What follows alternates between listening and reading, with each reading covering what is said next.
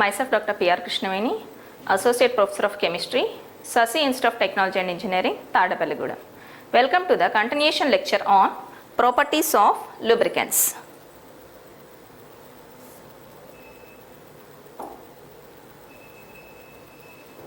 The important properties of lubricants are viscosity, flash and pour point, flash and fire point, cloud and pour point, mechanical stability, saponification value, neutralization number, aniline point and oiliness. In the earlier lecture, we had discussed about viscosity. Viscosity is the resistance to flow of a fluid. So, we had discussed how to determine the viscosity of a lubricating oil, and we had discussed the determination of absolute kinematic viscosity using Redwood viscometer.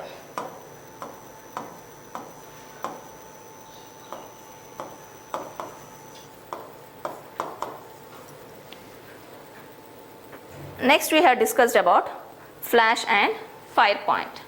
Flash point is the lowest temperature at which the lubricating oil will form flash when it comes in contact with a flame. Fire point is the lowest temperature at which the vapors of the lubricating oil will continue to flame for 5 seconds. This flash and fire point we have determined using Penske-Martin's apparatus.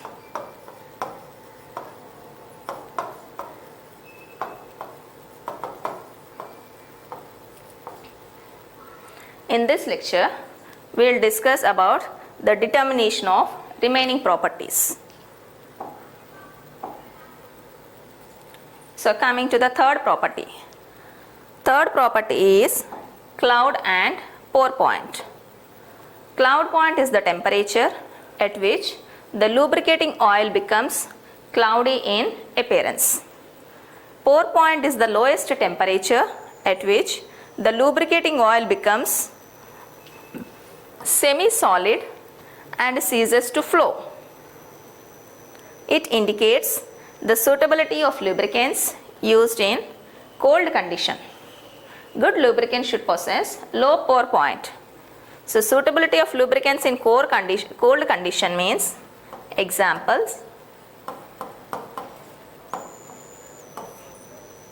refrigerator components,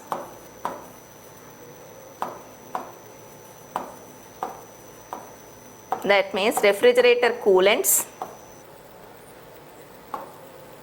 aircraft engines.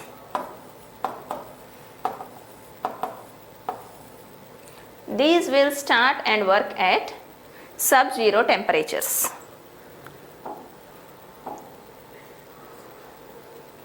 So, see here.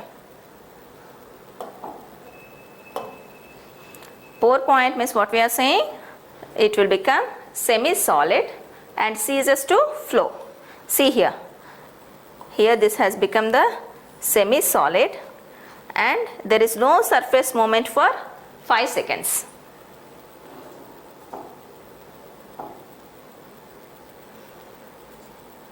This cloud and pour point apparatus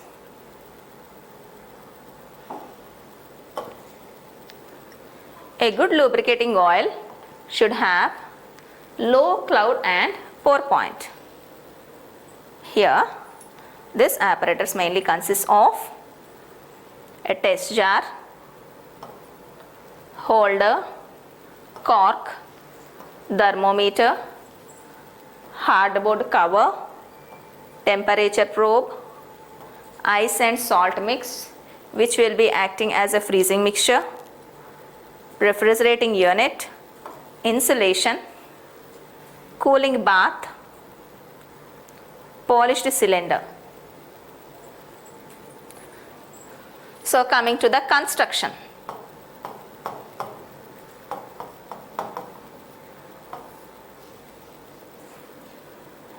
This cloud and pour point apparatus mainly consists of test jar.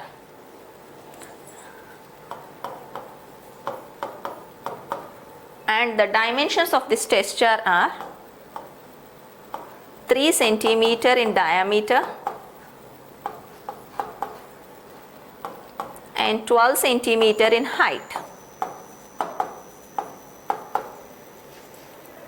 Now this test jar is placed in another jar which consists of the freezing mixture.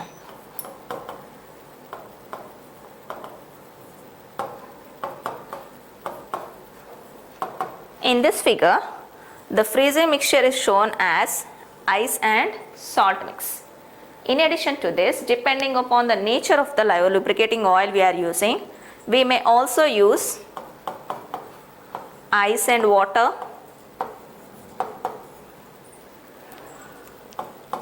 ice and CaCl2,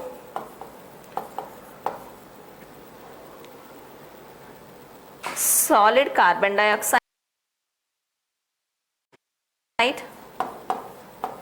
and acetone. So these three may also be used in the place of ice and salt mix depending upon the lubricating oil. Now coming to the working.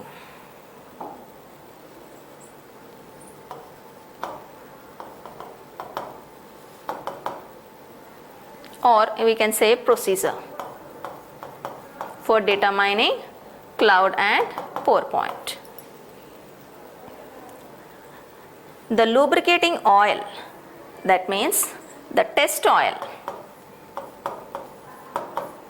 is poured carefully into this test jar, and this will be poured up to the mark shown here. And this test jar consists of the covered with a cork which is fitted to a thermometer, and that thermometer will be dipped into this test oil.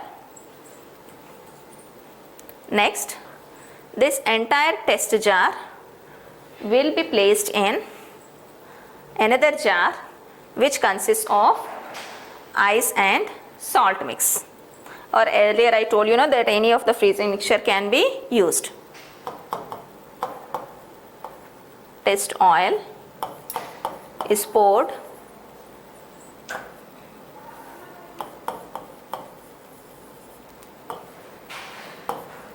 carefully into test jar. Before pouring this test oil into the test jar, the test oil should be dried.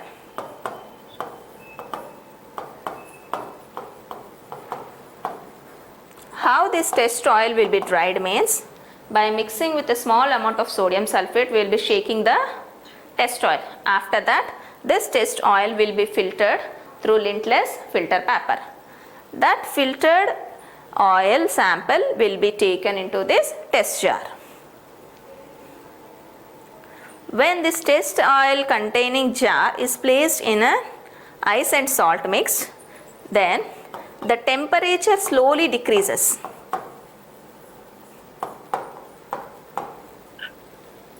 And this test charge will be taken from the freezing mixture for every 1 degree fall in temperature. That means oil sample, here oil means lubricating oil, is taken out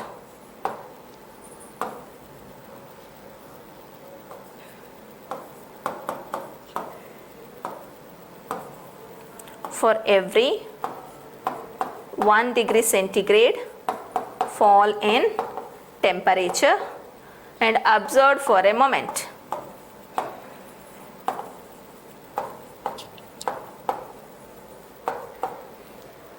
The temperature at which the test oil will first appear as cloudy is noted as the cloud point, and after that we will be continuing the same procedure. Again we will be keeping the test sample into this freezing mixture.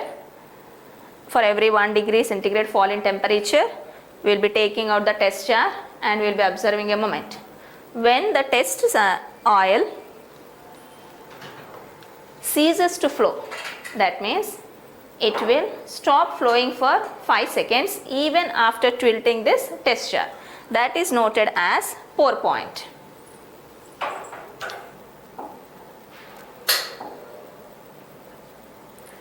Coming to the fourth property. Fourth property is mechanical stability. Mechanical stability is useful for the determination of the suitability of a lubricating oil under high pressure. And mechanical stability can be determined by 4 bars extreme pressure test.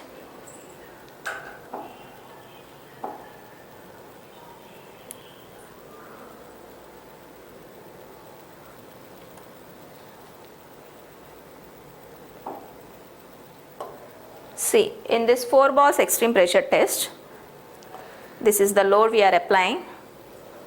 This is the holder for holding the balls, tested fuel, fixed balls, rotating boil, oil cup. That means this extreme pressure test mainly consists of 4 balls. 2, 3, 4. 3 balls are stationary and the 4th ball will be moving or rotating in presence of the lubricating oil under test.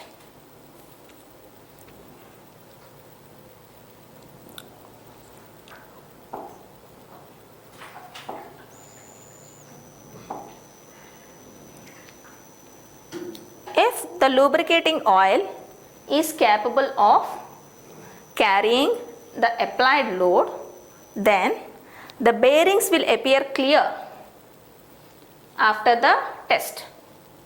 If suppose this load is progressively increased, then the heat liberated will melt the balls.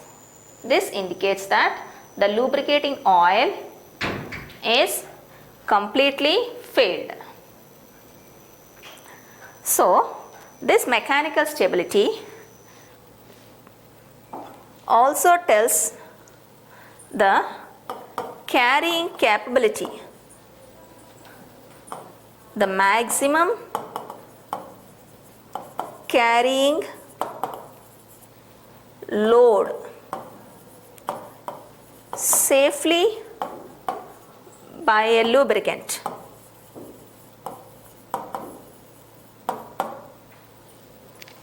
And a good lubricating oil should have high mechanical stability.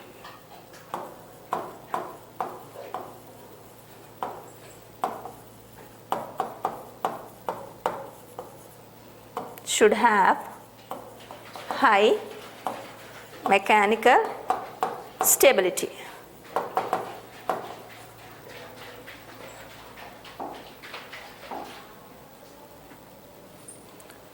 Next one is saponification value or saponification number.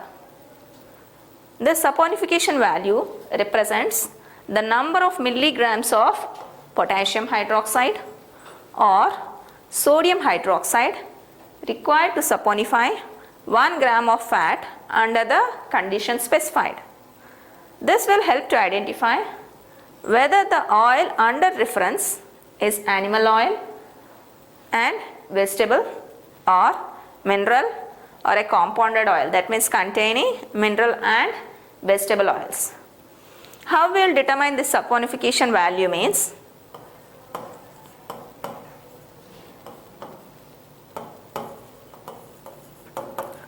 saponification value is determined by back titration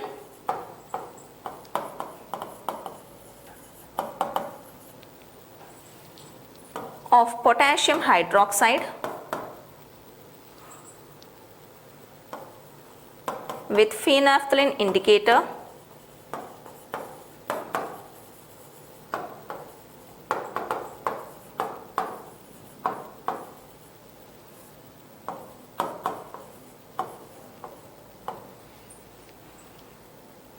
using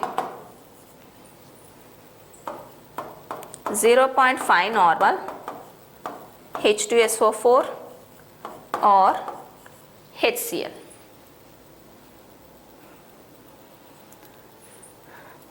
In general, the mineral oils do not saponify, but vegetable oil and animal oils, they will readily saponify.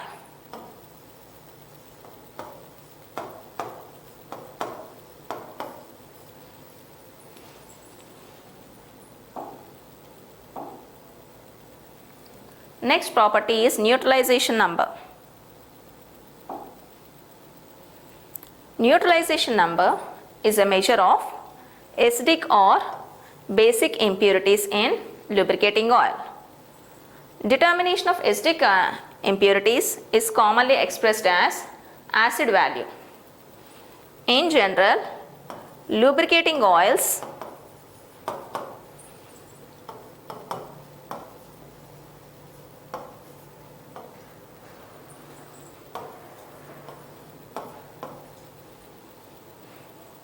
will have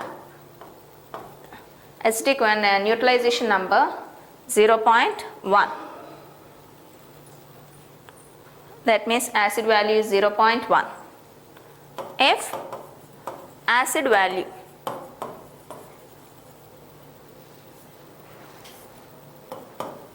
is greater than 0.1, it indicates oxidation of oil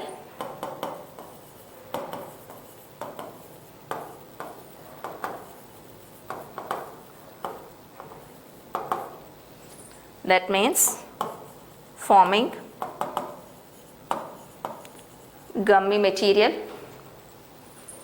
and corrosion of the equipment.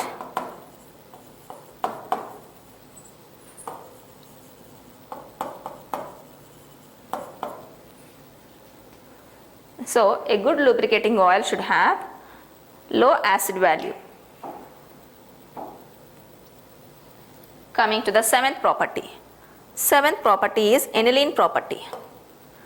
Aniline point of an oil is defined as the minimum temperature at which equal volumes of aniline and lubricant oil are miscible. That means form a single phase upon mixing. It indicates the aromatic contents of oils. The value gives an approximation for the content of aromatic compounds in the oil, since the miscibility of aniline, which is also an aromatic compound, suggests the presence of similar aromatic compounds in the oil. The lower aniline point means the greater is the content of aromatic compounds in the oil.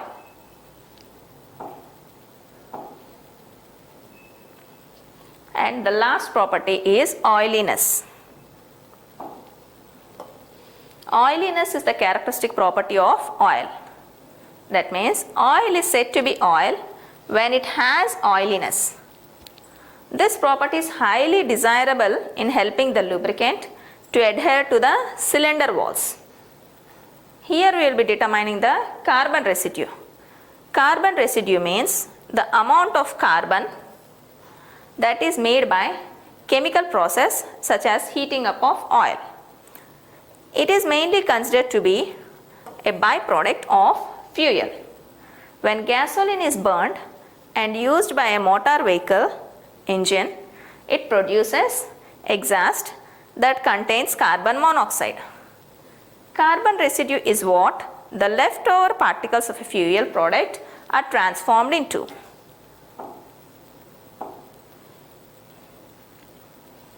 This is the apparatus that is used for determining the carbon residue. The apparatus is called as Candraden's apparatus for carbon residue estimation. This consists of a silica crucible. This crucible is made of silica, chimney, hood, Skidmore iron crucible, insulation block, and this is the burner. For determining carbon residue, a known weight of lubricant or some amount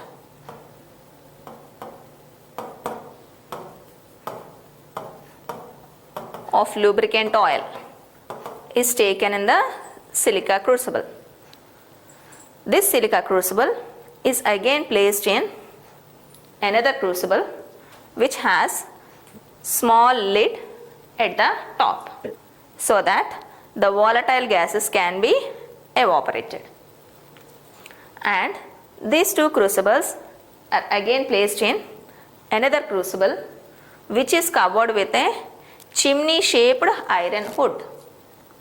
Now this crucible will be slowly heated for 10 minutes until the vapors are formed in the sample. Next, it will be heated for 15 minutes strongly so that the entire sample here will be burnt. After that, this crucible will be cooled and residue is weighed. From this, we will be determining the percentage of carbon residue. How we will determine means,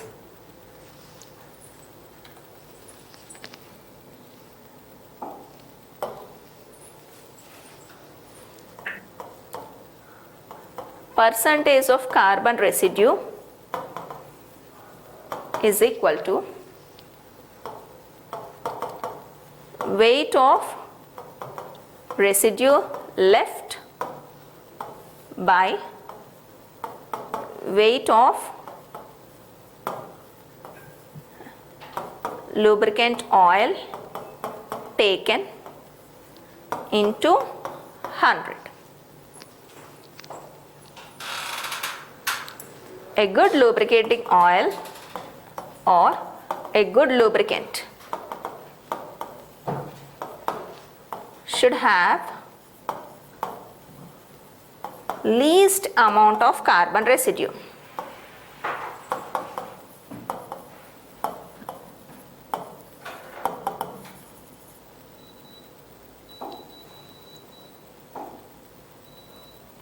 Next, applications of lubricants. Lubricants are mainly used to reduce the friction between two moving surfaces.